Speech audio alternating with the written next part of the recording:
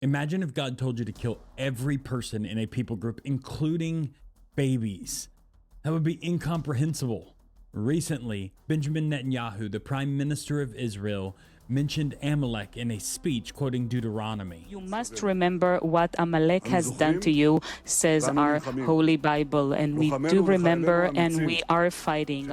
This has sparked a conversation about 1 Samuel 15, which states that God told King Saul to go and kill all the Amalekites, men, women, children, and including babies and all of the animals. This seems like God is commanding genocide. How can we as Christians understand this and reconcile this with morality?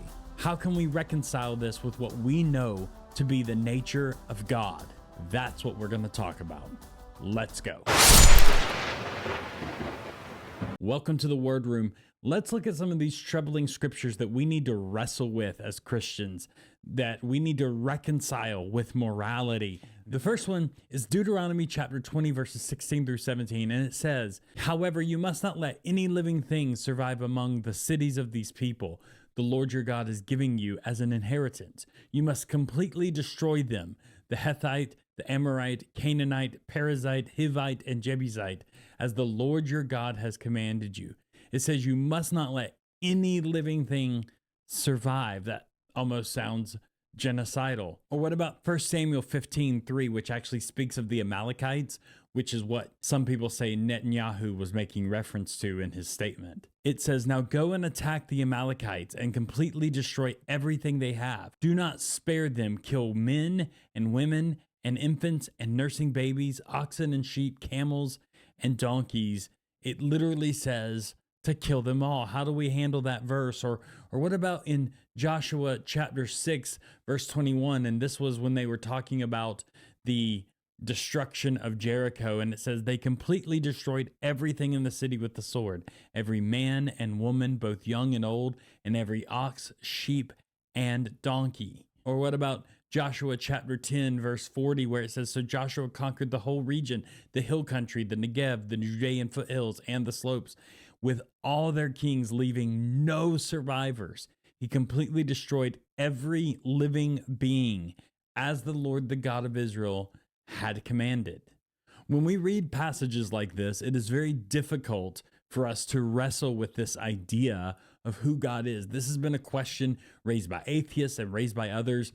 Is God a moral monster? It seems he's commanding genocide in these passages. Now, is that really what's happening? We're going to take a look at that, but it's very important that when we read passages like this, that we don't just skip over it and not really think about it. If this is the loving God, this is Yahweh, who we love, who we know as a loving, merciful, gracious God who's slow to anger and slow to wrath. If this is that God, then how do we handle that when it looks like God is committing genocide and commanding the Israelites to commit genocide? How do we actually reconcile these two things? Now, there's some principles that we need to know and that we need to think about when we're reading scriptures like this. And the first one is this principle that Jesus reveals who God is to us. See, in the New Testament, it tells us that Jesus is the express image of the Father, and that there seems to be, if you're reading these passages, this breakdown between what some people call the Old Testament God and the New Testament God revealed in Jesus. It seems to be two separate beings sometimes when you're reading this, but it's not. So we need to remember that what we see in the Old Testament should be read through the lens of who Jesus revealed the Father to us to be. We should read Scripture with that loving, gracious, merciful reality that Jesus reveals to us. We should read the Old Testament in that lens. Put on these glasses. We also know that Jesus told us that the commandments, all the law, all the prophets, everything boils down to loving God with all our heart, mind, soul, and spirit. And the second greatest commandment is to love others as ourselves. In other words, Everything in Scripture should come down to love God, love people. And if love God, love people is what Scripture's about, this is not about hatred of the Amalekites or the Canaanites. If Jesus reveals the Father to us and Jesus reveals mercy and grace, and that means the Father is full of mercy and grace. And so he's not some moral monster. So we need to wrestle with those passages. There's another principle that is very important, and it's the concept of when we study Scripture, each book is built around a certain genre. So for example, Psalms are poetic language. They're poetry and music. They're written as songs, and we know that not everything in every song is literal. So for example, in Psalms, it talks about being hidden under the shadow of God's wings. Well, that doesn't mean God literally has wings, right? It's poetic language. And we need to read each passage of Scripture within genre. With those two principles in mind, we need to dig into Scripture, because one important principle when interpreting Scripture is to allow Scripture to interpret Scripture. I should not be able to pull out a verse over here that completely contradicts the rest of the principles of Scripture. I should be able to interpret one Scripture with another Scripture so they can come into harmony and we can fully understand what the authors are trying to say. And when we let Scripture interpret Scripture, we come across some other Scriptures that have some interesting statements. For example, this Scripture in 1 Samuel chapter 27, verse 8. It says, "And David and his men went up and raided the Geshurites, the Girzites, and the Amalekites. From ancient times they had been the inhabitants of the region through Shur as far as the land of Egypt." Now, wait a second. Wait a second now. In 1 Samuel 15, verse 3, God commanded Israel to put to death all Amalekites, man, woman, child, baby, everything. Every Amalekite was supposed to die. And then we find out that in 1 Samuel 15:8 that Saul did that. He killed all the Amalekites. He killed all of Agag, which was the king of the Amalekites. He killed all of his people. He only left King Agag himself alive, according to the text. He only left King Agag himself alive and some animals. So how do we have in 1 Samuel 27, when we've moved on to David, how do we have Amalekites remaining? How does that work? It can't be that Agag was left alive and then went and had a wife and ended up having children. First of all, there wasn't enough time between Saul and David for that to be the case.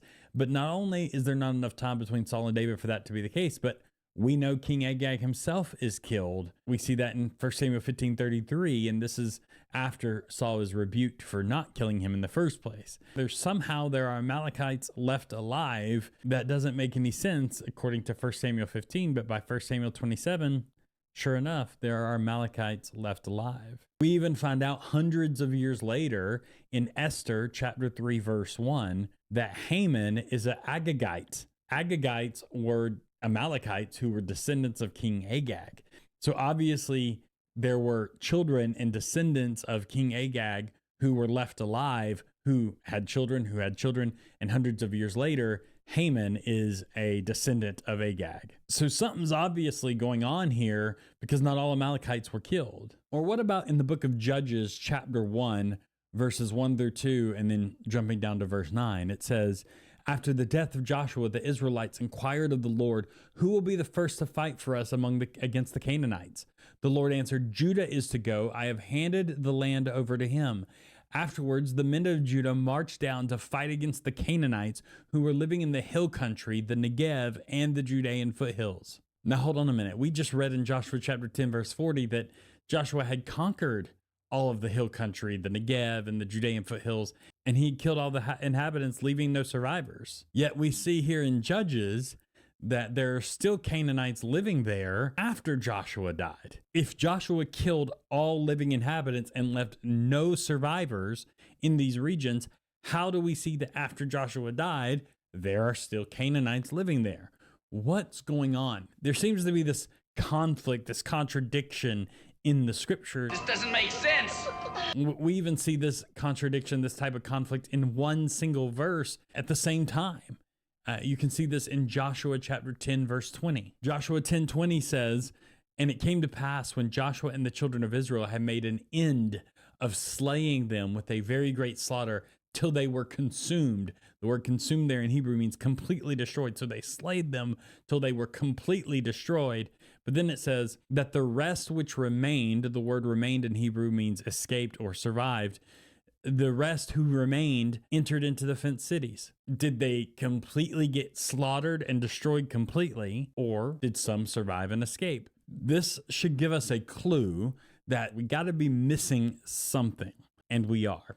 Nicholas Wolterstorff, who is a theologian and philosopher, points out something very interesting within the text. You can see certain stylistic renderings, which include formulaic phrasings. Let me quote him so you can see what he's saying. He says, the first time one reads Joshua struck down all the inhabitants of a city with the edge of the sword, namely in the story of the conquest of Jericho, which you can see in Joshua chapter 6, you make nothing of it. It's just a story. However, that phrasing of striking down all the inhabitants with the edge of a sword, or close variants of that phrasing gets repeated.